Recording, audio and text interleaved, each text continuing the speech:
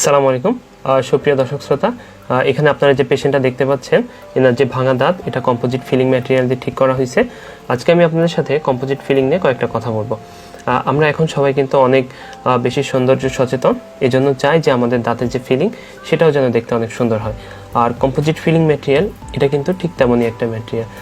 Composite feeling এটা সাধারণত সামনে পিছে সব দাঁতেই করা হয়, এবং আপনি যেদিন ডাক্তারের কাছে যাবেন এই একদিনই কিন্তু কম্পোজিট ফিলিংটা করা সম্ভব, এবং এটার জন্য কোনো রকম কোনো অবশ করা বা অ্যানেস্থেসিয়া দেওয়া বা ইঞ্জেকশন এগুলোর দরকার হয় না, এবং আপনার যে ন্যাচারাল সুন্দর দাঁত সেটাও কিন্তু বেশি কাটার প্রয়োজন হয় না।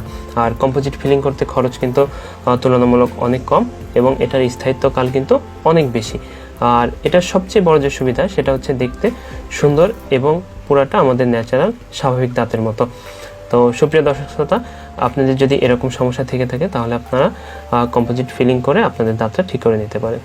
আজকে এই পর্যন্তই। আসসালামু আলাইকুম।